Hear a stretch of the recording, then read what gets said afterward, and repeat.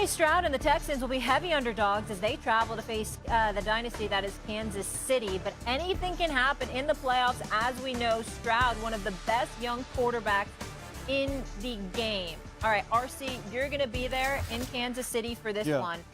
I can't wait for this weekend. We've got excellent games, but tell me this. If the Texans upset the Chiefs, would that be the biggest upset of the divisional round? Absolutely. And no matter what would happen after that, I believe it would be the biggest upset of the entire playoffs. Even if they moved on to the next week and beat the Baltimore Ravens or the Buffalo Bills, it still wouldn't be as big as beating the Kansas City Chiefs in the divisional round. Patrick Mahomes is 6-0 in the divisional round. He's thrown 13 touchdowns to 0 interceptions. This is the team that won 15 games. And no matter how much we didn't talk about the Kansas City Chiefs or how much concern that we shared because they were winning these close one-score games, they were winning them. And all we've ever done is see Patrick Mahomes and Andy Reid and this defense of Steve Spagnuolo step up in the biggest moments.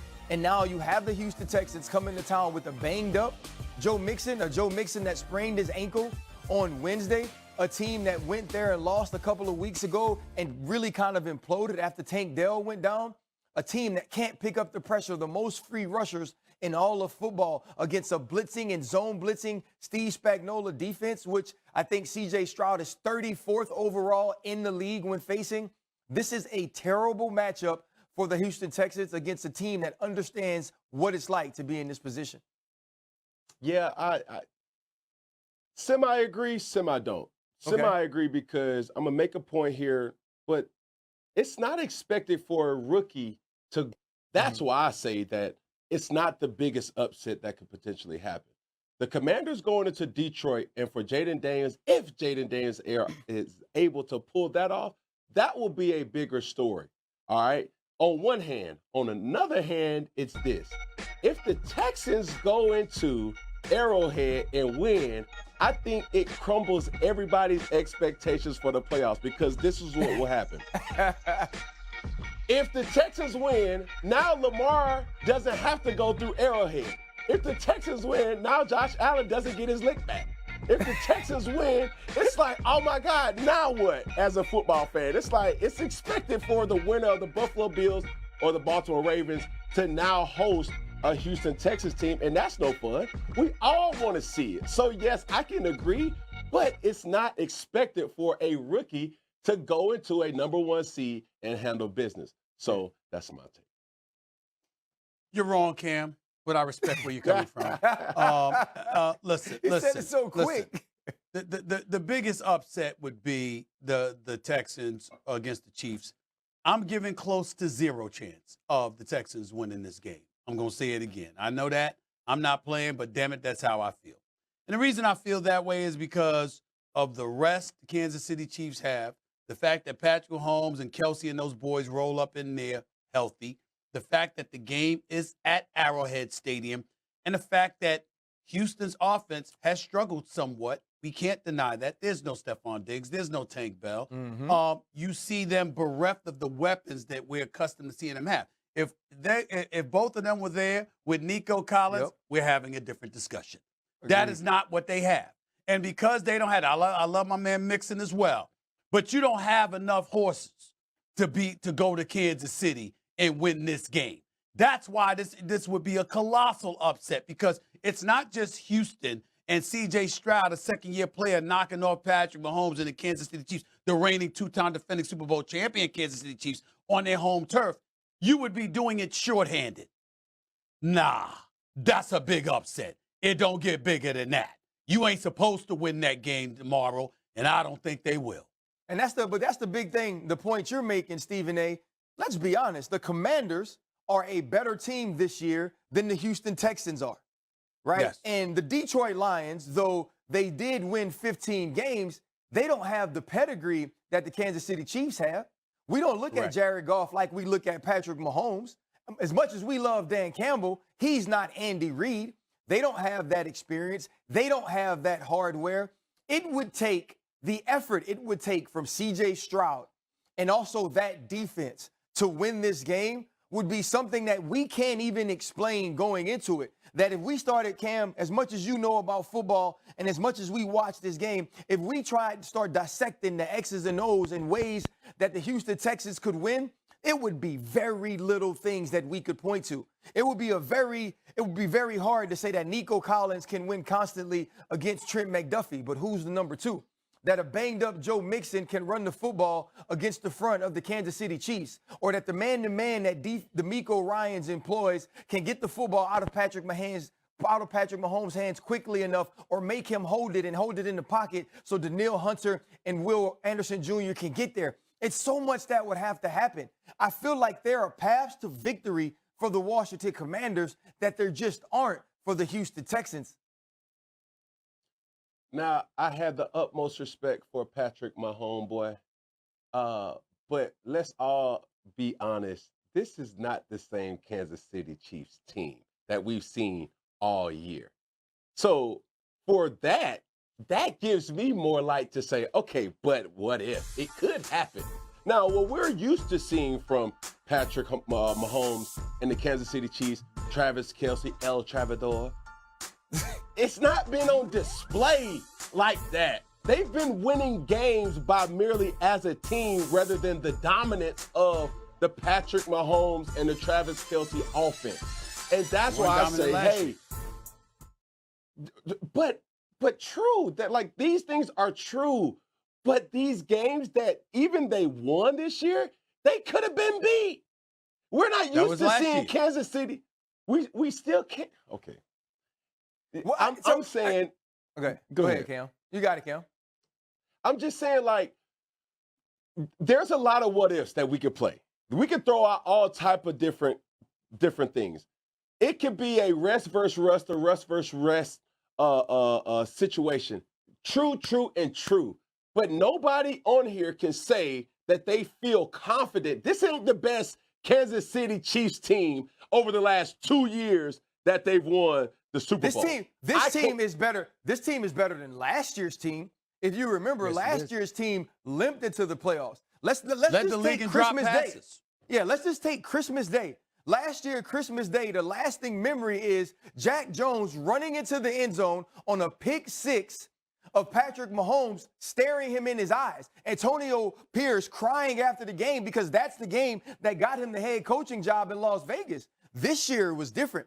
This year was Patrick Mahomes absolutely destroying the Pittsburgh Steelers on their field.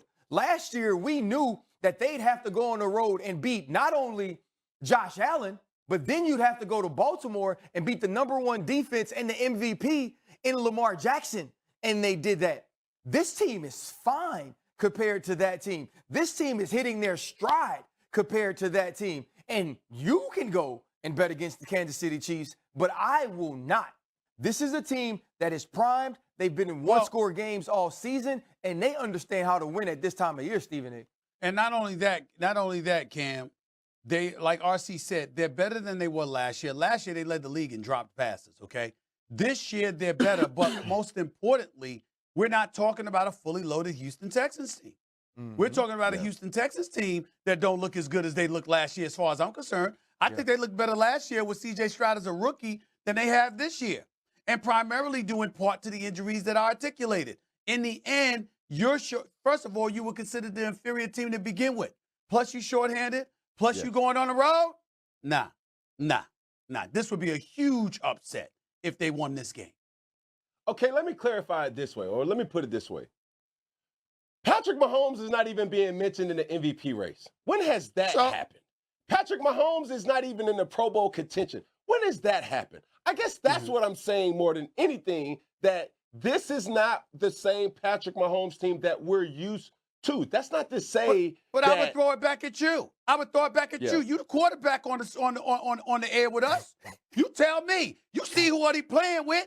You see what injuries they've incurred this year. You see some hiccups that they've had. Are you telling me that you look at a Patrick Mahomes and you seeing a brother that's lost his skills? I don't see that. Ooh. You seeing that?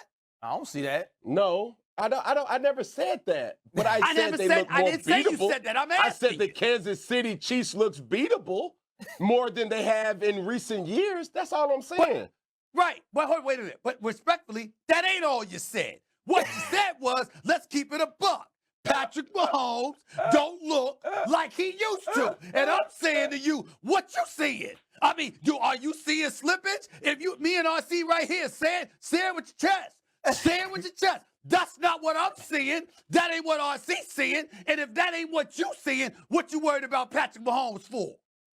I ain't saying it. The people have voted.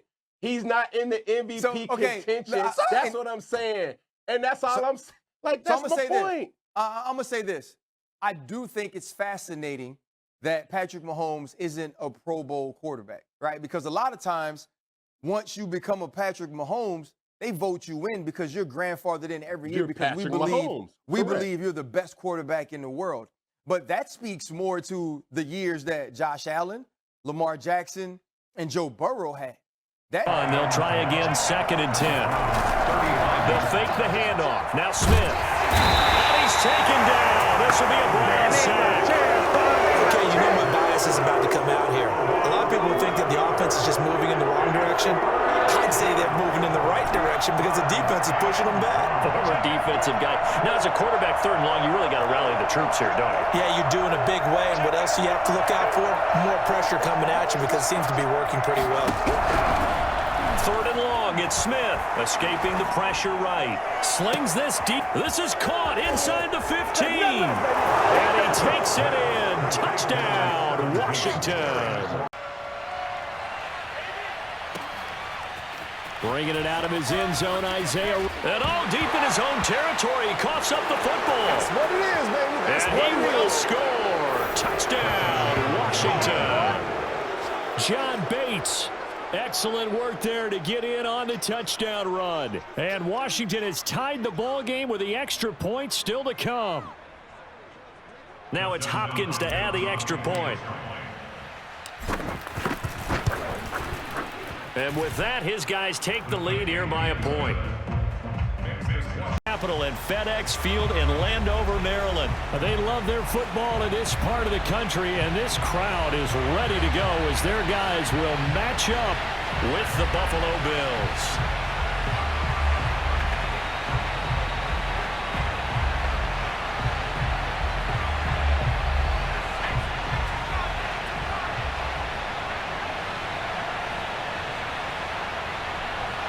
Two teams more than ready to get this one started. And we are underway from FedEx Field.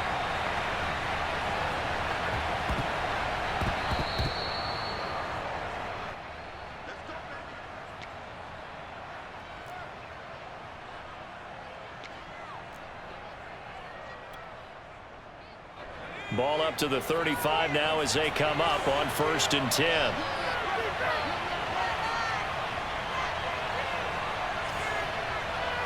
A pretty decent game. Other quarterbacks, they have a hard time getting past it and often put the ball up for grabs the rest of the ball game.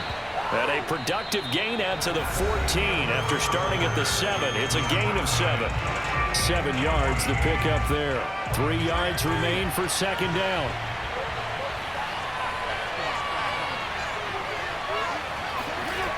Fitzpatrick now. Slings this deep from McLaurin. It got his man complete. And all the way down to the 24-yard line. Quite a show of arm strength right there. That was in the air for a long time, and it was on target, too. And from where we sit, if you had told me that that ball was somehow going to get from point A to point B, I would have told you no way. I mean, that was an absolute cannon shot, and he still dropped it right on the money, too. And that ball traveling 68 yards in the air, according to Next